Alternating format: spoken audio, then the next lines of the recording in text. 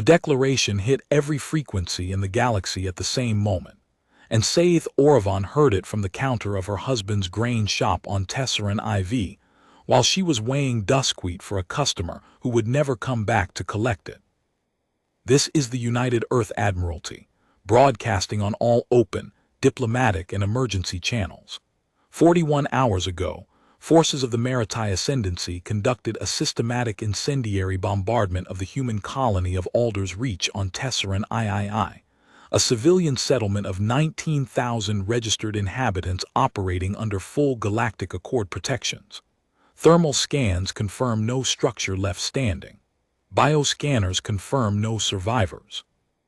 The Maritime Ascendancy has offered no communication, no justification, and no acknowledgement. As of this broadcast, a state of total war exists between the United Earth Navy and the Maritime Ascendancy. There will be no negotiation. There will be no arbitration. This is not a request. The message ended. The grain scale was still trembling from the low-frequency carrier hum that had pushed the transmission through every speaker, every communications panel, every public address system on the planet. Saith set down the scoop. Her hands were shaking, and she did not know if it was the vibration or the understanding of what she had just heard. She was Tesserani, a grain merchant's wife on a quiet agricultural world, 43 years old, with amber-brown skin and the long articulated fingers that her species used for sorting seed husks and operating the delicate scales of the grain trade. She had lived on Tesseran IV her entire life, in the amber hills of the Oravan Valley, selling grain and dried pulses and the mineral salts her people used to season everything. She was not human.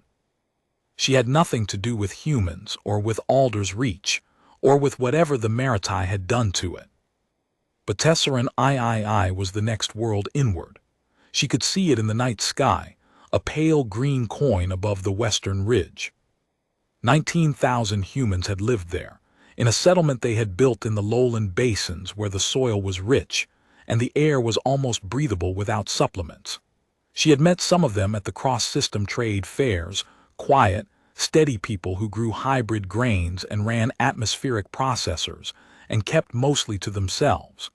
Tall women with sunburned hands who laughed easily over samples. An older man named Hargrove who had spent 20 minutes explaining his drought-resistant wheat cultivar to Saith's daughter, Vale, with a patience that bordered on reverence. They had been her neighbors, in the way that planets orbiting the same star were neighbors. And now they were ash. The customer at the counter, an older Tesserani male named Devrak, stared at the dead speaker above the door. "Total war," he said. "The humans declared total war." Saith nodded. She had heard the words. She understood them individually. But the concept, applied to the species she had only ever known as grain farmers and atmospheric engineers on the next planet over, felt like trying to hold water in a sieve. The humans she knew measured rainfall and calibrated atmospheric processors and attended cross-system trade fairs where they traded wheat cultivars for duskweed meal. They were patient, competent, unremarkable people. Total war was a phrase from the Maritime lexicon, not theirs. The Maritime Ascendancy was the largest military power in the sector. 11 core worlds, 40 subject systems, a fleet that the Tesserani Diplomatic Service politely called the reason we pay tribute. They had ruled this region of space for 600 years with the serene confidence of a species that had never encountered an equal. Their warships were elegant and enormous, their ground forces disciplined and merciless, and their political philosophy could be summarized in 4 words: obey, contribute, or burn. Alder's Reach had been burned because the humans there had refused to pay the tribute assessment that the Maritime imposed on every non-ascendancy settlement in their sphere. 19,000 people, including 4,000 children, incinerated from orbit because a colonial governor had sent back the assessment notice with the word "No" written across it in black ink. Saith had heard that detail from a Tesserani freight captain 3 days ago. She had assumed it was exaggeration. The Maritai were harsh, but surely they would not burn an entire colony over a single refusal. Surely there would be warnings, escalation, a graduated response. That was how the Maritai operated with recalcitrant tributaries, a show of force, then a small bombardment, then a larger one. Controlled, proportional, designed to compel obedience, not annihilate populations. But the ashes of Alder's Reach were probably still cooling on Tesseran III, visible as a thermal smear on any decent sensor sweep. And the humans had just declared total war on the largest military power any of them had ever faced. She closed the shop early.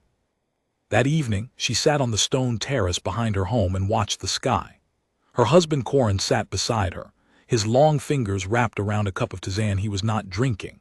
Their daughter Vale, 16, sat on the terrace steps with her school tablet forgotten on her knees. They were all watching the same thing, and at first there was nothing to see, just the familiar amber sky of Tesseran IV fading toward indigo, the first stars appearing like pinpricks in a darkening cloth. Then the lights began. Small at first, distant pinpricks of drive exhaust, barely distinguishable from stars, sliding across the sky in steady formation. Saith counted 6, then 12, then stopped counting because the sky above the western ridge was filling with them.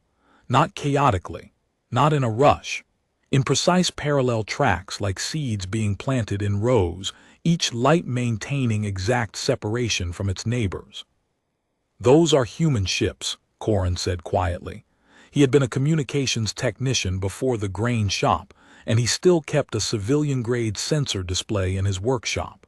He had checked it twice in the last hour, coming from the direction of Tesseran III. From Alder's Reach. No, from the Garrison. The one at the system's outer marker. Saith felt something cold settle in her chest. The Garrison at the Tesseran system's outer marker had been there for as long as she could remember, 40 or 50 ships, a modest presence that the humans maintained at the edge of their colony's star system. They had never caused trouble. They had never expanded. They ran patrols, maintained the navigation beacons, and occasionally helped Tesserani merchant ships with technical problems. They had sat at the outer marker like a fence post, marking a boundary that the Maritai had ignored when they burned Alder's Reach. "They're leaving?" Vale asked. Her voice was small and confused. Saith watched the lights cross the sky in their perfect rows, heading outward, away from Tesseran III, away from the ashes of Alder's Reach, away from the system entirely. 47 lights, each one a human warship, each one accelerating on a heading that would take it out of the Tesseran system and into deep space. "Yes," she said, "they're leaving." Devrak, who lived in the next valley and had come over when he saw the lights, arrived out of breath and carrying a portable comm unit tuned to the Tesserani civil defense frequency. "It's not just here," he said, setting the comm on the terrace wall. The unit crackled with overlapping transmissions: Tesserani sector defense, merchant marine, diplomatic service, all talking at once. "The humans are pulling out of every garrison in the sector.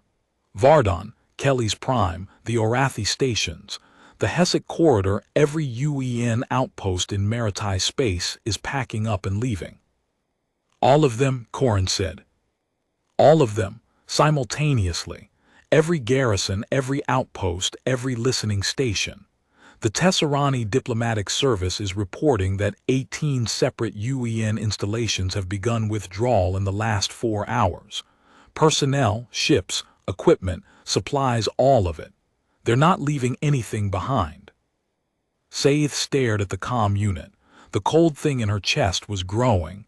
"That doesn't make sense. They just declared total war." "You don't declare war and then retreat." Devrak looked at her with eyes that held a fear she had never seen in him before, not the fear of violence, which every Tesserani who lived under Maritai rule understood, but the fear of something that did not fit any pattern he had ever learned. "Maybe they're not retreating." "Then what are they doing?" He didn't answer. None of them had an answer.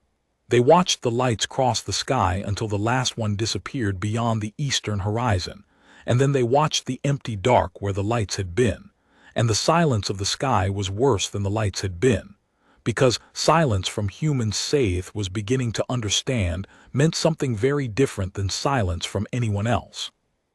3 days passed.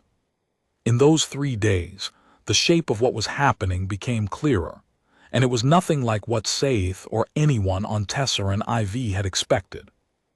The humans had pulled every military asset out of Maritai-controlled space.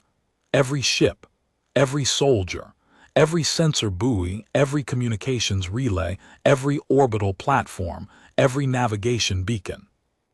They had done it in under 72 hours, a logistical operation that the Tesserani Defense Ministry later calculated would have required months of advanced planning, hundreds of ships coordinated across 18 installations in 12 star systems, all moving simultaneously, all following the same protocol. The withdrawal was not panicked. It was not hasty. It was the most precise military movement anyone in the sector had ever observed, and it left behind absolutely nothing. Nothing except the systems themselves. And the Tesserani began to discover what nothing meant. On the second day, the communications relay at Tesseran IV's orbital platform went dark. Not destroyed, the hardware was intact, still drawing power, still transmitting its carrier signal. But the routing protocols that connected it to the sector-wide network had been purged. The relay was a node in a network that no longer existed, broadcasting into a void. Corin, with his old technician's instincts, was one of the first to understand.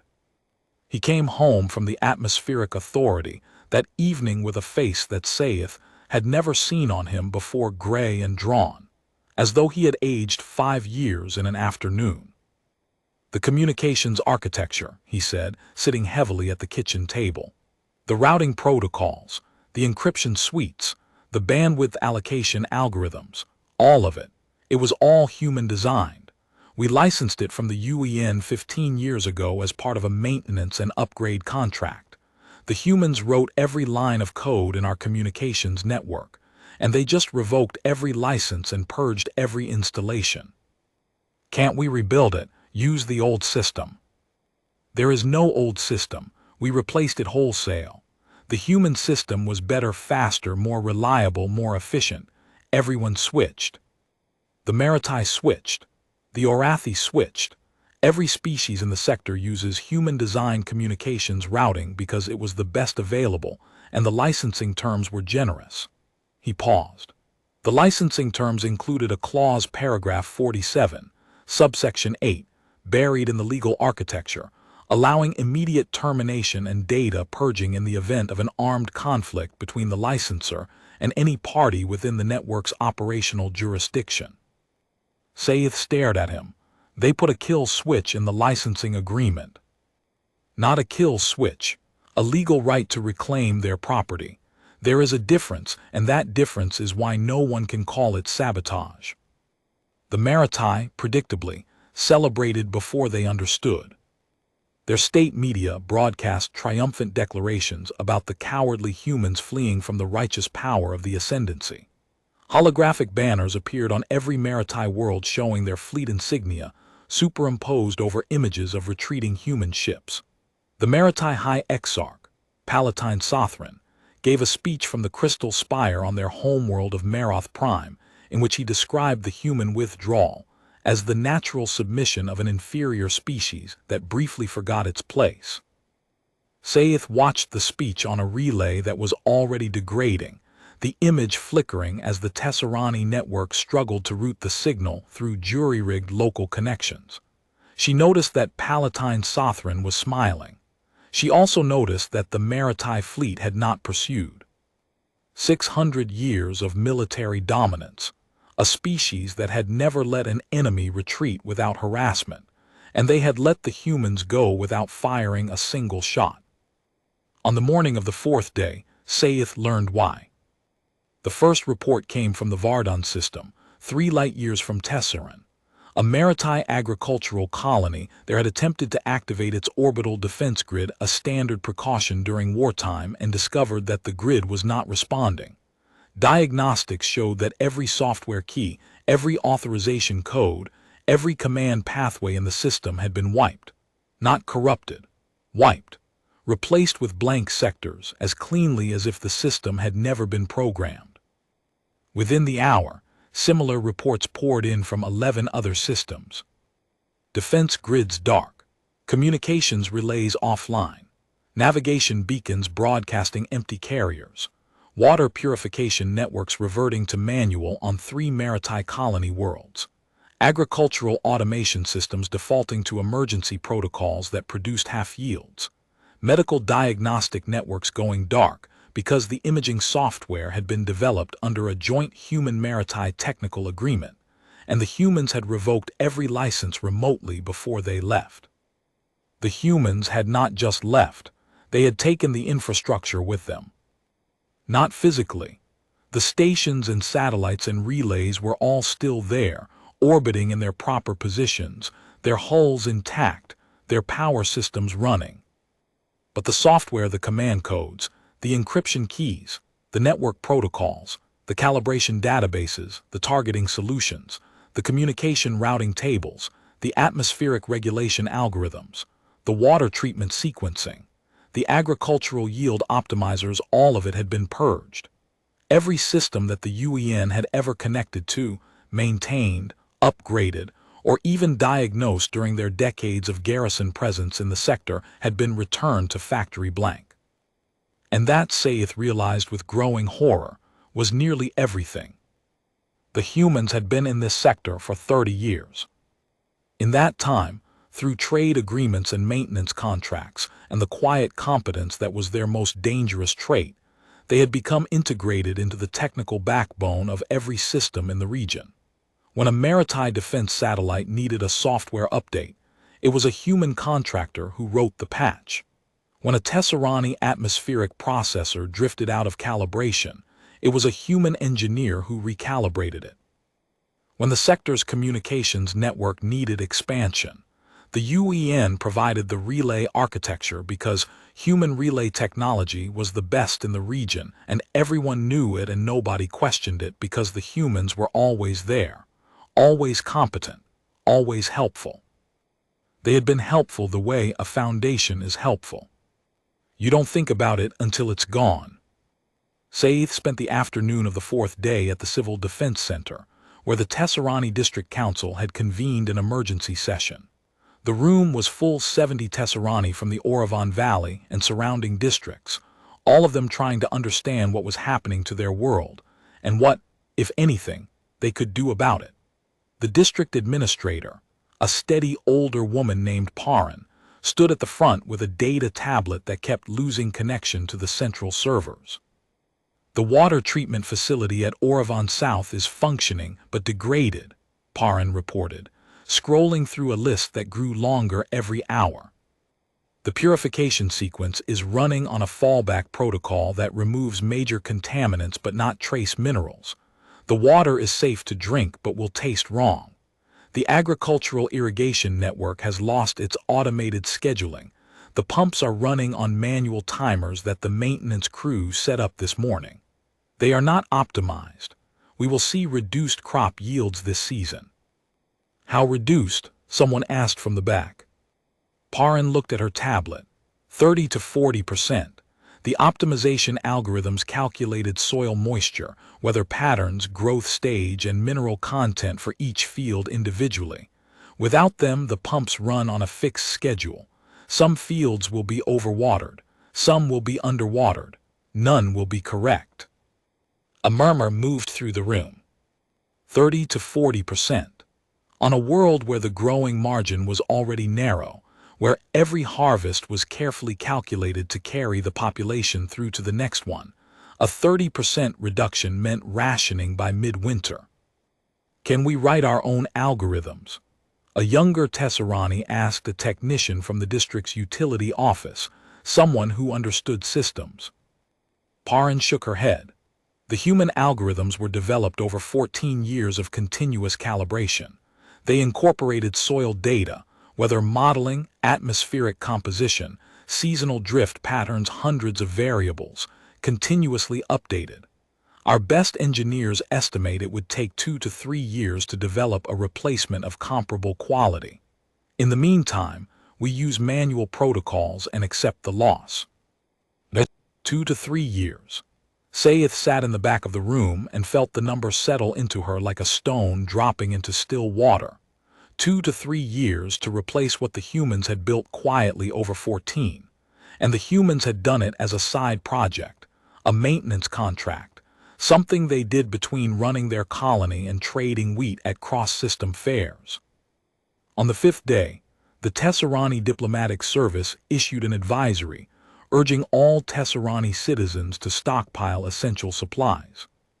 Sayeth read the advisory on her shop terminal, which was now running on local processing only, disconnected from the commercial network that had tracked her inventory and managed her accounts, and then spent the rest of the morning selling every kilogram of grain in her storeroom to neighbors who arrived with empty sacks and wide, frightened eyes.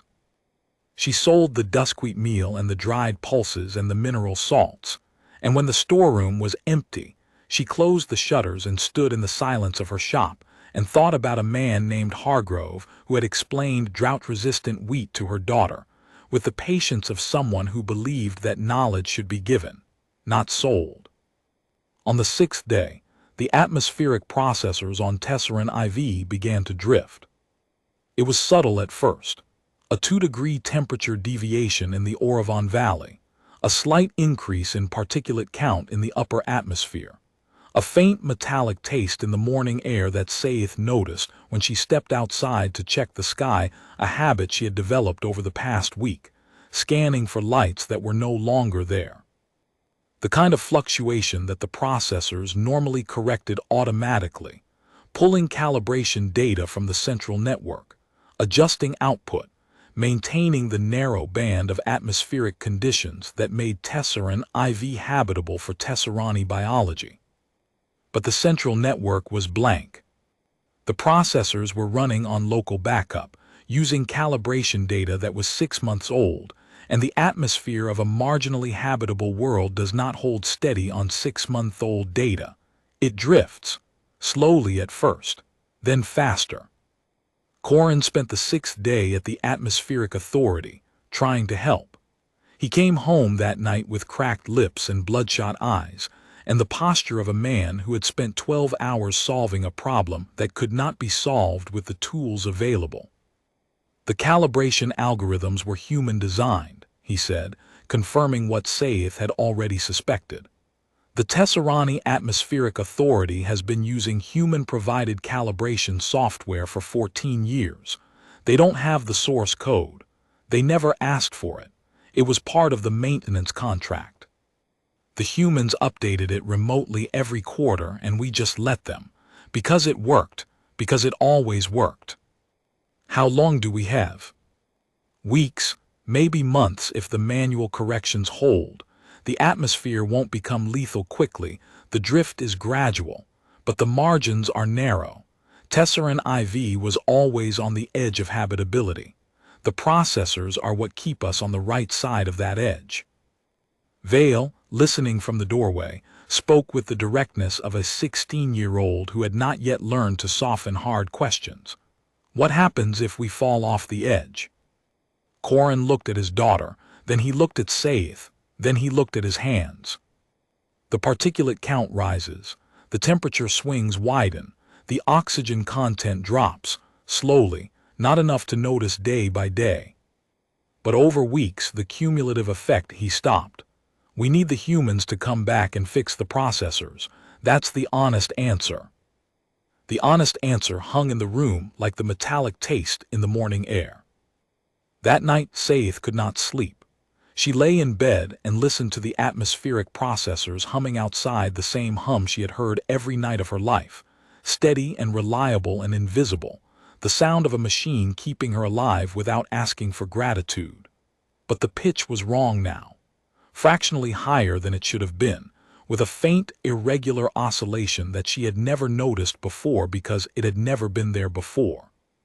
The machine was running, but it was running blind, making corrections without data, guessing at atmospheric parameters it had always known precisely. She got up and went to the terrace.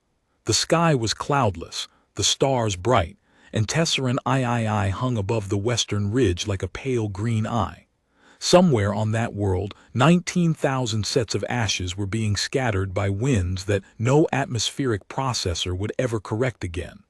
The settlement was gone. The grain silos and the hospitals and the schools and the atmospheric processors that had kept the colony's air breathable, all of it burned by the Maritai, because one man had written one word on one document. Saith looked at the pale green planet and thought, the humans who died there built things. Atmospheric processors and irrigation systems and communication networks and calibration algorithms. They built things and they shared them, and now they were gone, and all the things they built were going dark, one by one, across an entire sector of space. And somewhere out there, beyond the range of any Tesserani sensor, the humans who were still alive were building something else. Something that was not a processor or a relay or a grain algorithm. Something that was being assembled with the same quiet, meticulous competence, but for a very different purpose. On the morning of the 6th day, the Tesserani Civil Defense Network reported that a Maritai cruiser had attempted to dock at the orbital station above Kelly's Prime for emergency resupply, and been unable to establish an automated docking sequence. The cruiser's navigation computer could not communicate with the station's traffic management system, because the communication protocol had been purged. The cruiser attempted manual docking. It misjudged the approach angle by 3 degrees. The collision killed 14 Maritai crew members and crippled the station's primary docking arm. The report was delivered in the same flat, factual tone that Tesserani Civil Defense used for everything, but Saith heard the subtext beneath it. The Maritai were losing the ability to operate their own territory, not to an enemy, to an absence, to the empty space where human competence used to be. On the 7th day, the Maritai Ascendancy launched its counterattack. Saith did not see it happen. She heard about it from the comm relays that were still functioning on local power degraded, flickering, losing signal every few minutes, and from Tesserani merchant captains who limped into port with shaking hands and incomplete stories. But the picture that emerged was consistent, and it was devastating in a way that Saith had not expected. The Maritai had assembled their grand fleet 800 warships, the pride of the Ascendancy, the force that had conquered 11 species and maintained dominance over 40 systems for 6 centuries. They had formed up in their traditional assault crescent, the configuration that had broken every enemy fleet they had ever faced, and they had driven straight for the human border at maximum military speed, hunting for the fight that would restore their dominance and prove that the human withdrawal had been exactly what Palatine Sothran said it was: submission. They found nothing. No defensive line, no fleet engagement, no orbital fortresses, no minefields, no ambush. The humans had withdrawn completely, and the Maritai fleet sailed into empty space where human installations had been, finding only the cold scaffolding of abandoned stations and the dead shells of evacuated outposts.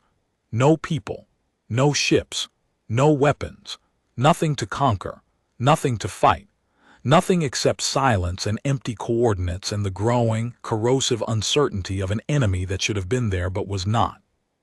The Maritai pushed deeper. They crossed the old human border and drove into what had been UN-administered space, looking for the human fleet, looking for the fight that would justify their 600-year reputation, looking for something to destroy. They found more nothing. Empty station, abandoned colonies, evacuated outposts. At the old UN staging base in the Kelly's corridor, the Maritai Vanguard found a fuel depot with its tanks drained, its transfer pumps disconnected, and its inventory management system wiped clean. The base's fusion reactor was still running, powering empty lights in empty corridors, but the fuel 90 million liters of refined deuterium had been loaded onto human tankers and carried away. The Maritai fleet had been burning fuel at combat speed for 3 days. They had expected to resupply at captured installations. There were no captured installations. There were only empty buildings with working lights and blank computers and the faint, mocking hum of reactors powering nothing. At the next abandoned outpost, they found something worse than nothing. The humans had left a single data chip on the command console of the empty station. It contained one file, a cargo manifest listing every item that had been removed from the facility during the evacuation. 37 pages of equipment, supplies, and materiel, itemized with serial numbers and replacement values, organized by category and subtotaled at the bottom. The manifest was formatted in standard Galactic Accord documentation style. It was, in every respect, a professional and complete record of a lawful withdrawal of property. The Tesserani Naval Observer who reported this detail noted that the Maritime Fleet Commander who found the manifest did not speak for 9 minutes afterward. The humans had not just left maritime space. They had pulled back from the entire frontier, withdrawing everything, every civilian, every ship, every piece of equipment worth carrying behind a line that the Maritime couldn't yet identify. Wherever the humans had gone, they were not here, and the Maritime fleet was burning fuel and time, and morale driving through a vacuum where an enemy should have been. And behind them, in the territory they had left unguarded to chase a ghost, their own civilization was beginning to come apart at the seams. The reports reached Saith in fragments, each one worse than the last. Atmospheric processors failing on 3 marginal worlds, power distribution networks losing synchronization on 7 more. Agricultural automation systems defaulting to emergency protocols that produced half yields, which meant food rationing by the end of the month. Water treatment plants on 2 maritime colony worlds reverting to basic filtration, because the advanced purification software had been human-designed, human-maintained, and human-revoked. Medical diagnostic networks going dark. Transport scheduling systems crashing. Orbital traffic control falling back to manual coordination, which tripled transit times and caused 3 collisions in the first 48 hours. It was not an attack. No weapon had been fired. No bomb had been detonated. No act of sabotage in any legal or traditional sense had occurred. The humans had simply stopped providing services and reclaimed their intellectual property. Every maintenance contract honored. Every license revocation legally documented. Every software purge technically lawful under the terms of the original agreements, which included clauses buried deep in the legal architecture, written by human lawyers who apparently thought in decades, allowing immediate termination and data purging in the event of an armed conflict. The Maritime had burned 19,000 humans alive. The humans had turned off the lights. On the 9th day, the Maritime fleet turned around. Saith heard about it from a Tesserani Naval Observer who had been tracking the fleet's movements from a neutral position. The Maritime had driven 4 light-years into empty human space, found nothing to fight, and received increasingly desperate communications from their homeworld about cascading infrastructure failures. Power grids, water systems, atmospheric controls, food production, medical networks, all failing, all at once. Not because they had been destroyed, but because the invisible human scaffolding that held them up had been quietly, legally, methodically removed. The Grand Fleet, 800 warships strong, reversed course and began the long burn back toward maritime territory. The assault crescent reformed, tighter now, the confidence gone from its geometry. The Tesserani Naval Observer noted that the fleet's return speed was 30% slower than its outbound speed. The Maritime were conserving fuel. They had expected to capture human fuel depots. They had found empty tanks and itemized manifests. On the 9th evening, Saith stood in her shop doorway and watched the sky change color. The sunset was wrong, too orange, too saturated, the light filtering through an atmosphere that was slowly, incrementally losing its correct composition. The particulate count had risen another fraction. The temperature that morning had been 3 degrees warmer than seasonal normal. The Atmospheric Authority had published a public notice explaining that the drift was manageable and that manual corrections were being implemented. But the notice was printed on paper because the electronic distribution system was offline, and Devrak had delivered copies to each shop in the valley by hand. "How long can this go on?" Saith had asked him. "Which part?" Devrak had replied, and she had not been able to answer because she did not know if she meant the atmosphere or the war or the slow unraveling of everything she had assumed was permanent. 3 Tesserani merchant ships had been stranded in the Hessic corridor when the navigation beacons went dark. Without the beacon network, FTL navigation in the corridor was too dangerous to attempt. The gravitational gradients were complex, and the human-designed navigation algorithms that compensated for them were gone. The 3 ships were drifting on sublight engines, making for the nearest port at a speed that would take them 4 months to arrive. Their crews were rationing food. Their families were waiting. That detail, more than the fleet counts or the infrastructure reports, made the war real for Saith. 3 merchant crews drifting in the dark because the navigation software that had kept them safe was written by humans who were now at war. The humans had not targeted those crews. They had not even known those crews existed. They had simply withdrawn their software, and the withdrawal had consequences that rippled outward in every direction, touching lives that the humans had never intended to touch and probably never thought about at all. Or maybe they had thought about it. Maybe they had calculated the collateral effects of the withdrawal with the same thoroughness they calculated everything else, and decided that the cost was acceptable, and filed the calculation in the same drawer where they kept Operation Pale Hammer. Saith did not know which possibility frightened her more. They were halfway home when the humans appeared. Saith was in her shop when the alert came through. She was alone. Corin was at the Atmospheric Authority for another 12-hour shift, and Vale was at the Civil Defense Center, helping sort emergency supplies with the composed efficiency that Saith suspected her daughter had learned from watching human trade fair organizers. The comm unit on the counter crackled with a Tesserani military broadcast, the voice calm and clinical, but carrying an undertone that Saith recognized as controlled shock. "All Tesserani civil frequencies. This is Tesserani sector defense. At 1447 standard, long-range sensors detected a large-scale fleet emergence at coordinates Tesseran 77, bearing galactic north. The fleet is broadcasting United Earth Navy identification codes. Preliminary count exceeds 4,000 vessels. Repeat, preliminary count exceeds 4,000 warships. The fleet is not approaching Tesserani space. It is positioned directly across the Maritime Fleet's return vector.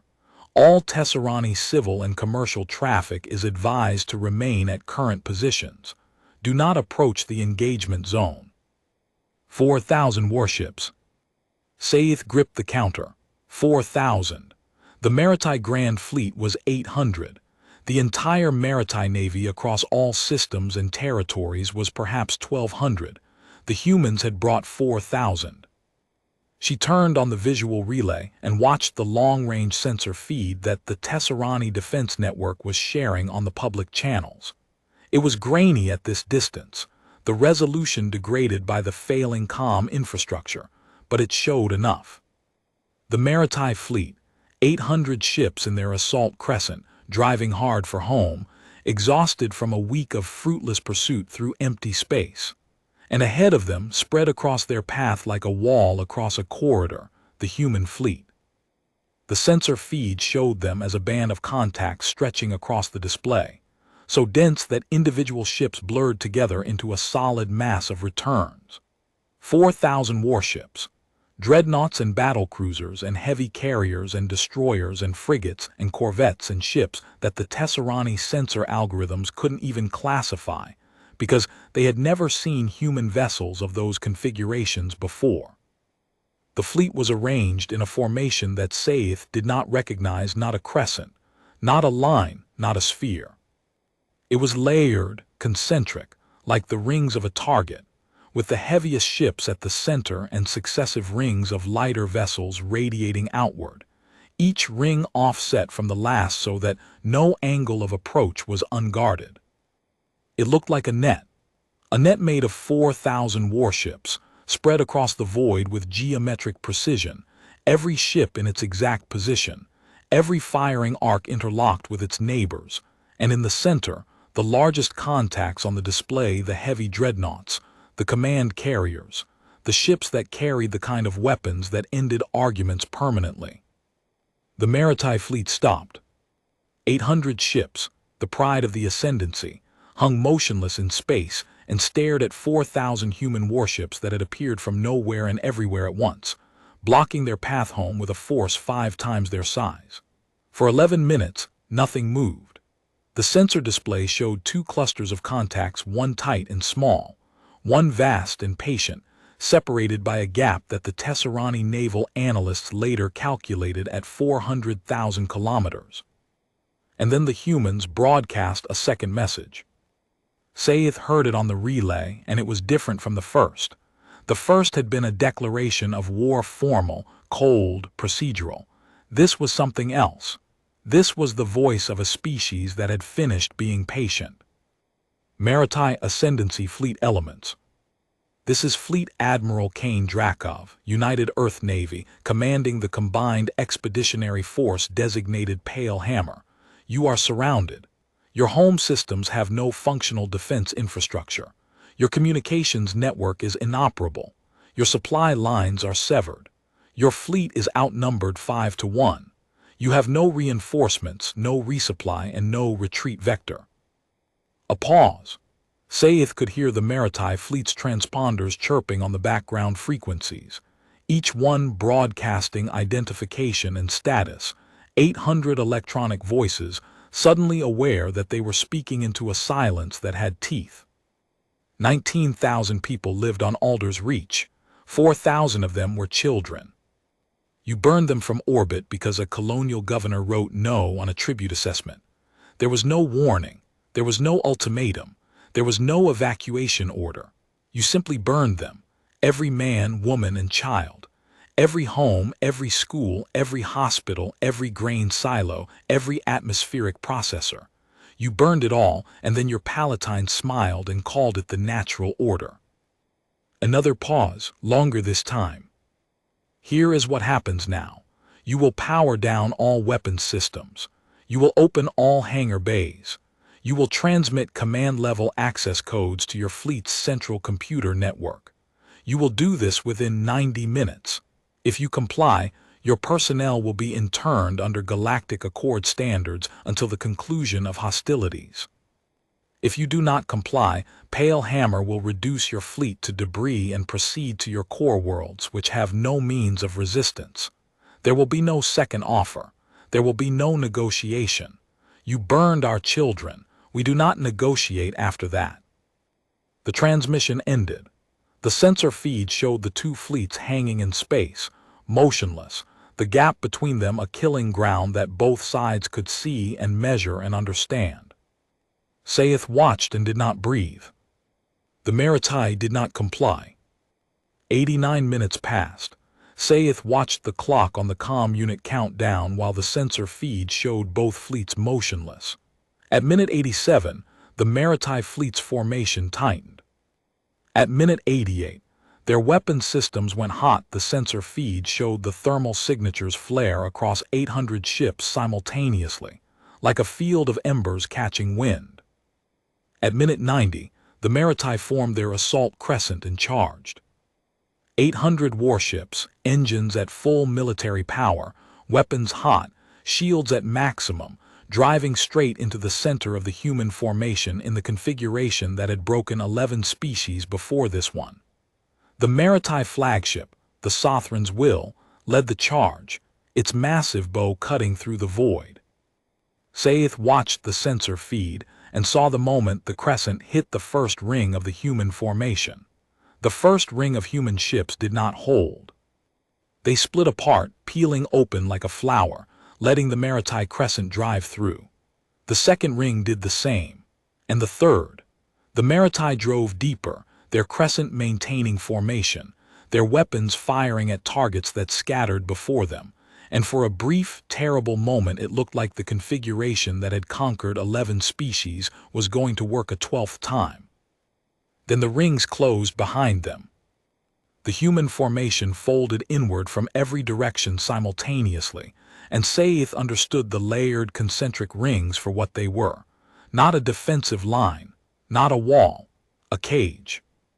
The Maritai had charged through an open door, and the door had shut behind them, and now they were inside a sphere of 4,000 warships with no way out and no room to maneuver, and weapons coming at them from every angle at once.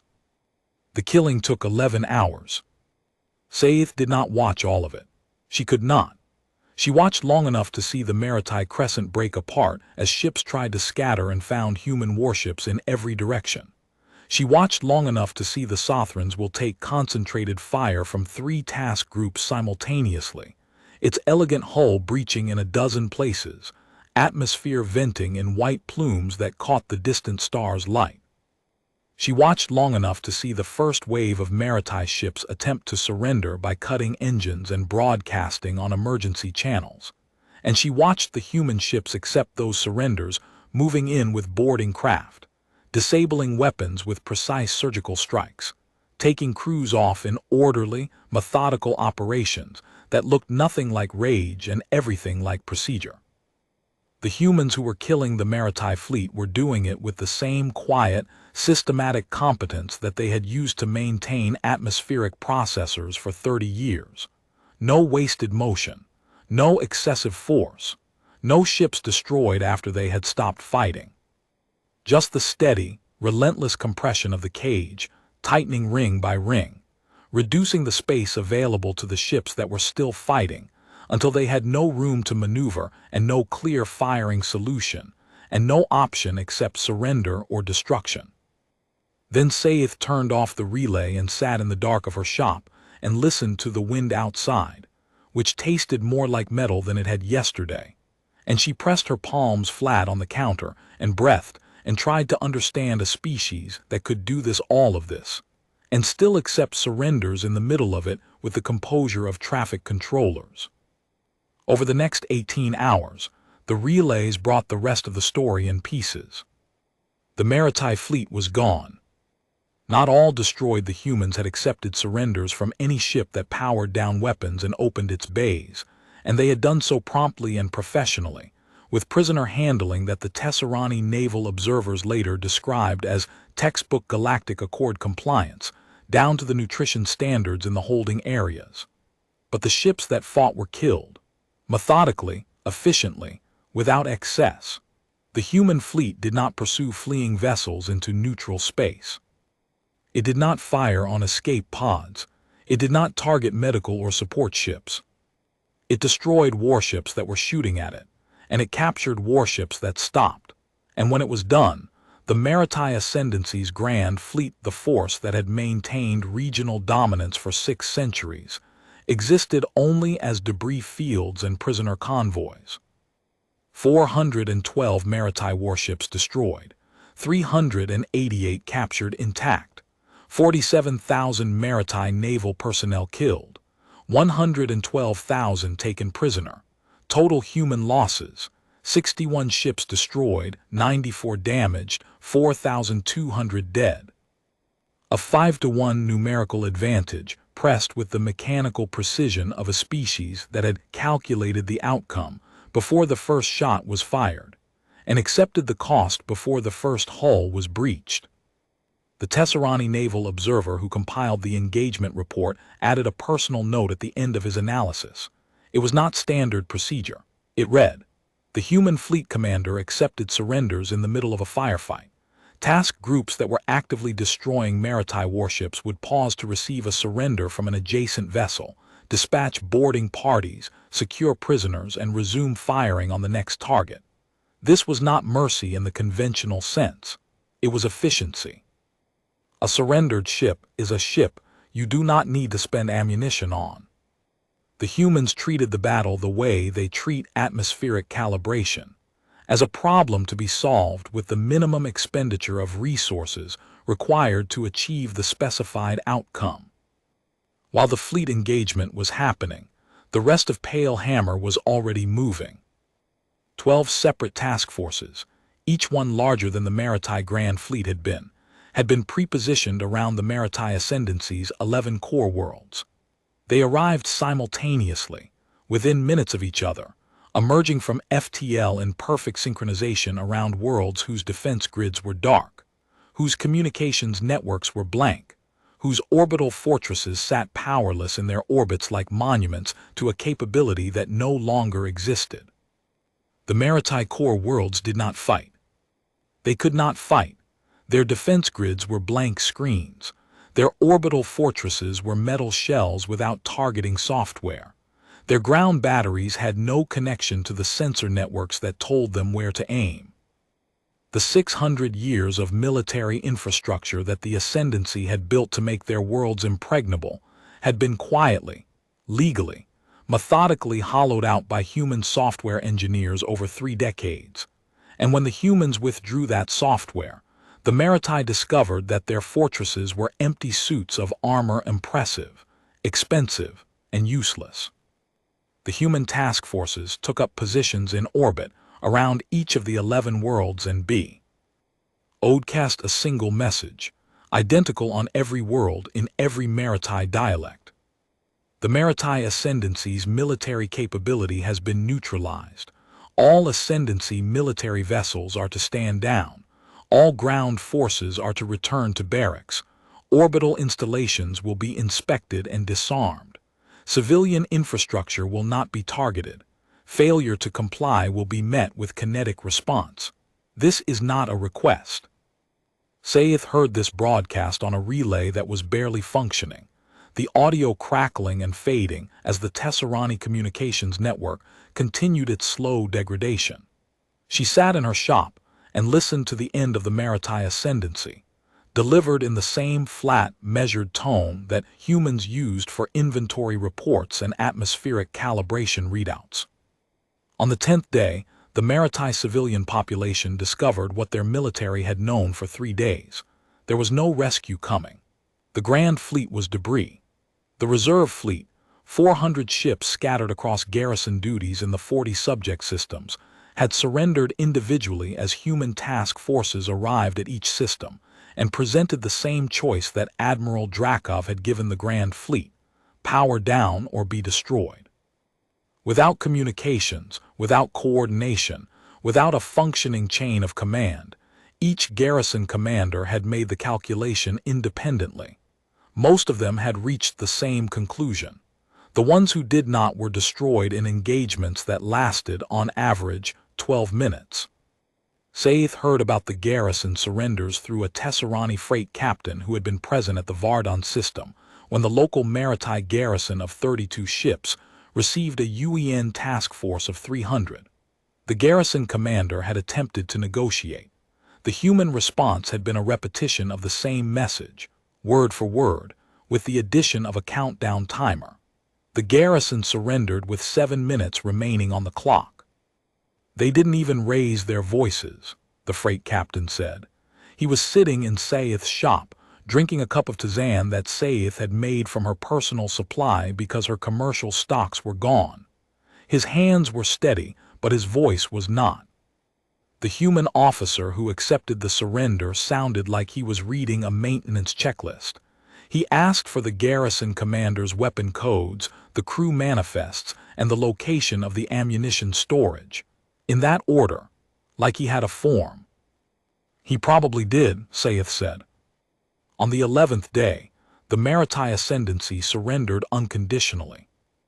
Palatine Sothran, who had smiled and called the human withdrawal the natural submission of an inferior species, signed the instrument of surrender aboard the UEN command carrier Avalon, in a room that the Tesserani relay described as small, bright, and unremarkable, a conference room, not a throne hall.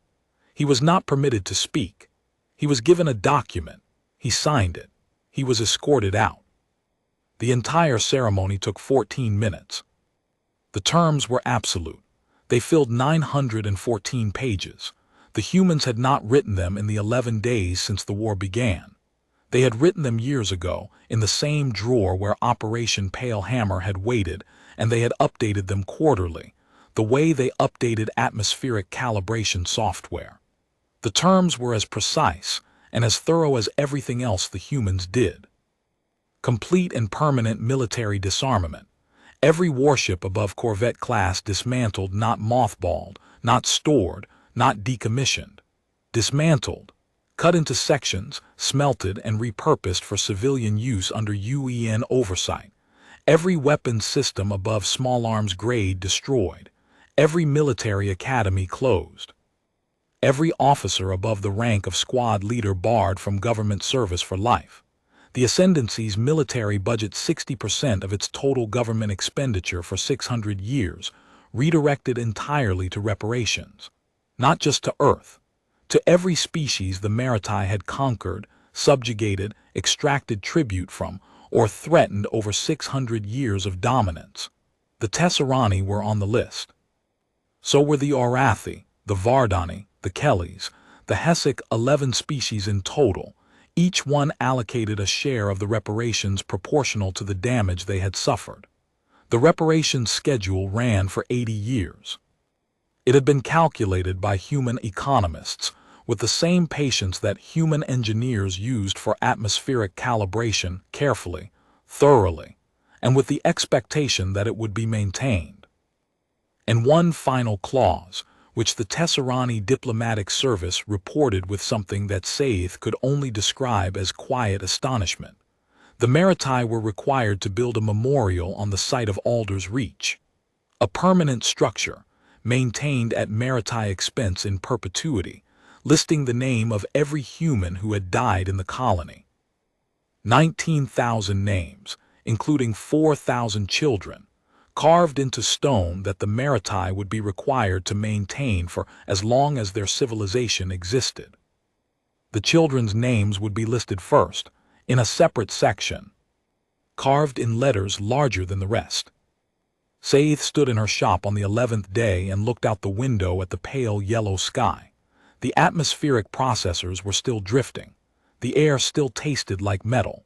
The human engineers who could fix the calibration had not yet returned, though the surrender terms included a provision, Article 17, Section 3, for the restoration of civilian infrastructure in affected non-combatant systems. Tesseran IV was first on the list. Devrak came into the shop.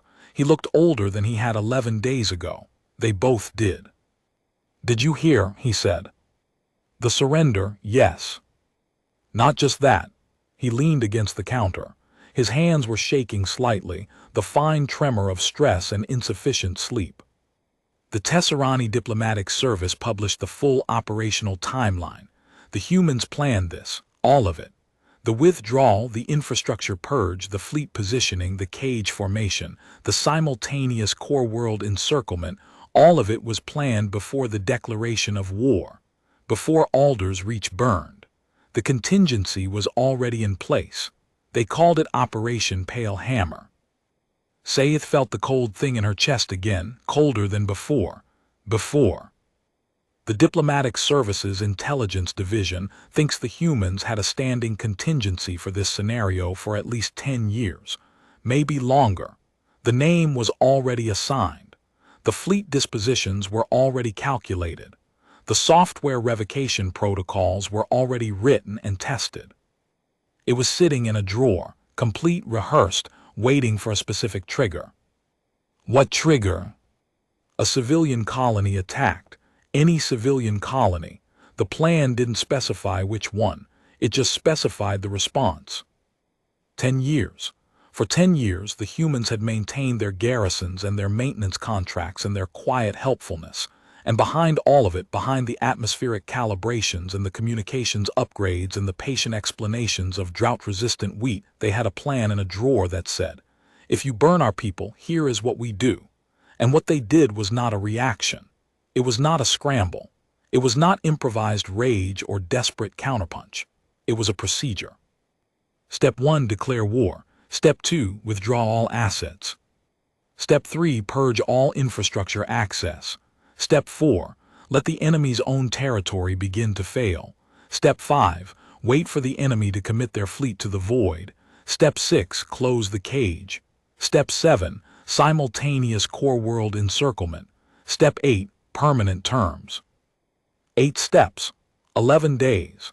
600 years of maritime dominance ended in 11 days by a species that had spent 30 years smiling and fixing things and planning, with absolute patience and absolute precision, for the day someone gave them a reason.